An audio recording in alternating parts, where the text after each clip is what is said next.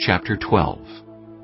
The Lord had said to Abram, Go from your country, your people, and your father's household, to the land I will show you.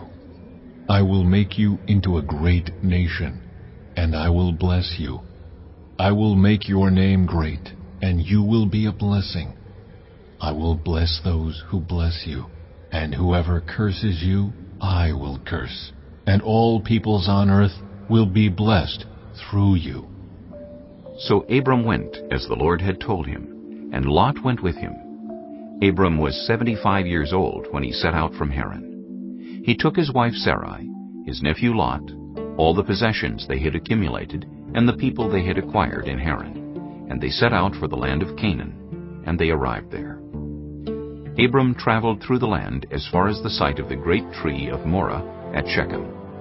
At that time the Canaanites were in the land. The Lord appeared to Abram and said, To your offspring I will give this land. So he built an altar there to the Lord, who had appeared to him. From there he went on toward the hills east of Bethel, and pitched his tent, with Bethel on the west, and Ai on the east. There he built an altar to the Lord, and called on the name of the Lord.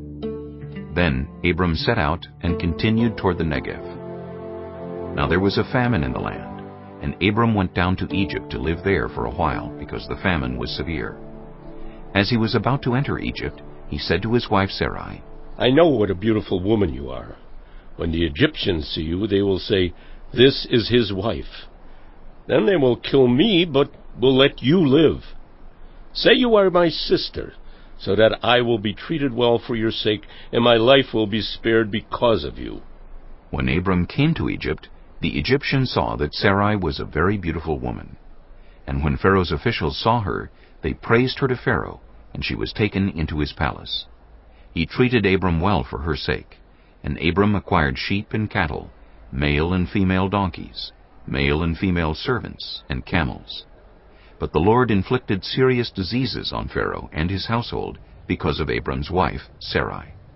So Pharaoh summoned Abram. What have you done to me? He said. Why didn't you tell me she was your wife? Why did you say, she is my sister, so that I took her to be my wife? Now then, here is your wife. Take her and go. Then Pharaoh gave orders about Abram to his men, and they sent him on his way with his wife and everything he had. Chapter 13. So Abram went up from Egypt to the Negev with his wife and everything he had, and Lot went with him. Abram had become very wealthy in livestock and in silver and gold. From the Negev he went from place to place until he came to Bethel, to the place between Bethel and Ai, where his tent had been earlier, and where he had first built an altar. There Abram called on the name of the Lord. Now Lot, who was moving about with Abram, also had flocks and herds and tents. But the land could not support them while they stayed together, for their possessions were so great that they were not able to stay together. And quarreling arose between Abram's herders and Lot's. The Canaanites and Perizzites were also living in the land at that time. So Abram said to Lot, Let's not have any quarreling between you and me, or between your herders and mine, for we are close relatives. Is not the whole land before you? Let's part company. If you go to the left, I'll go to the right. If you go to the right, I'll go to the left. Lot looked around and saw that the whole plain of the Jordan toward Zoar was well watered, like the garden of the Lord, like the land of Egypt. This was before the Lord destroyed Sodom and Gomorrah. So Lot chose for himself the whole plain of the Jordan, and set out toward the east. The two men parted company. Abram lived in the land of Canaan, while Lot lived among the cities of the plain, and pitched his tents near Sodom. Now the people of Sodom were wicked, and were sinning greatly against the Lord. The Lord said to Abram after Lot had parted from him, Look around from where you are, to the north and south, to the east and west. All the land that you see I will give to you and your offspring forever. I will make your offspring like the dust of the earth, so that if anyone could count the dust, then your offspring could be counted. Go, walk through the length and breadth of the land, for I am giving it to you, So Abram went to live near the great trees of Mamre at Hebron, where he pitched his tents. There he built an altar to the Lord. Chapter 14. At the time when Amraphel was king of Shinar, Arioch, king of Elasar, Chedorlaomer, king of Elam, and Tidal, king of Goyim. These kings went to war against Bera, king of Sodom, Birsha, king of Gomorrah, Shinab, king of Admah, Shemember, king of Zeboim, and the king of Bela, that is, Zoar. All these latter kings joined forces in the valley of Siddim, that is, the Dead Sea Valley. For 12 years they had been subject to Chedorlaomer, but in the 13th year they rebelled. In the 14th year, Chedorlaomer and the kings allied with him went out and defeated the Rephaites in Ashtaroth-Karnaim, the Zuzites in Ham, the Emites in Sheba Kiriathaim, and the Horites in the hill country of Seir, as far as El-Paran near the desert. Then they turned back and went to En-Mishpat, that is Kadesh, and they conquered the whole territory of the Amalekites, as well as the Amorites who were living in Hazazon-Tamar. Then the king of Sodom, the king of Gomorrah, the king of Admah, the king of Zeboim, and the king of Bela, that is Zoar, marched out and drew up their battle lines in the valley of Siddim against Chedorlaomer, king of Elam, Tidal, king of Goyim, Amraphel, king of Shinar, and Arioch, king of Elasar, 4 kings against 5. Now the valley of Siddim was full of tar pits, and when the kings of Sodom and Gomorrah fled, some of the men fell into them, and the rest fled to the hills. The 4 kings seized all the goods of Sodom and Gomorrah, and all their food. Then they went away. They also carried off Abram's nephew Lot and his possessions, since he was living in Sodom. A man who had escaped came and reported this to Abram the Hebrew.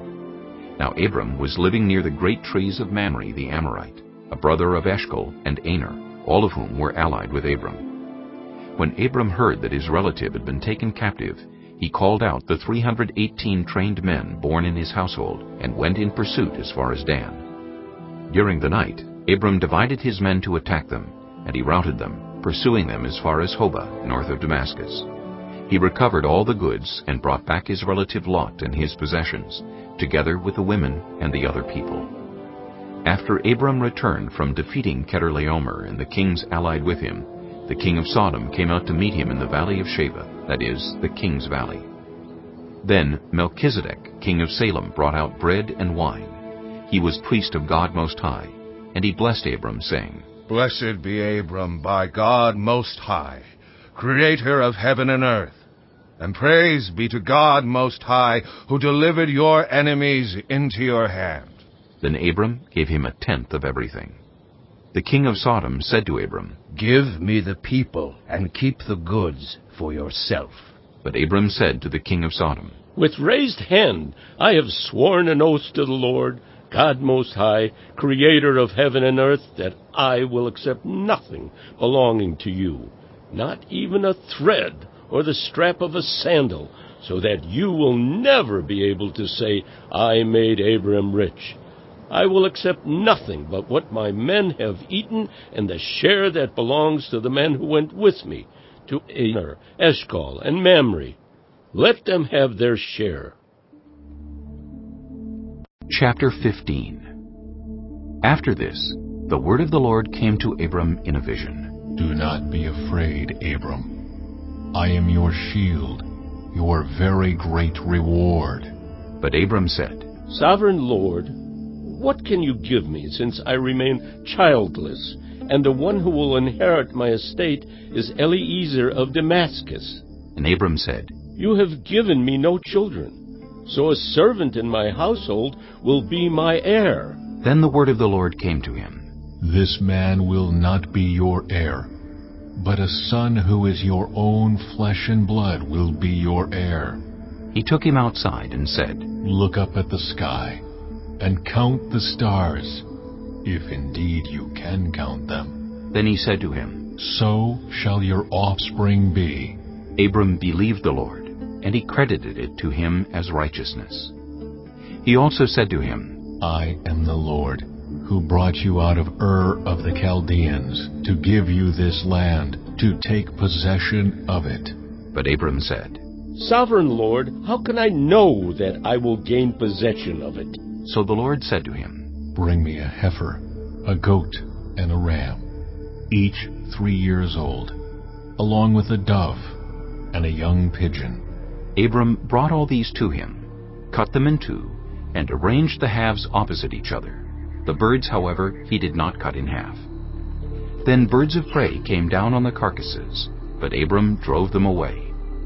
As the sun was setting, Abram fell into a deep sleep, and a thick and dreadful darkness came over him.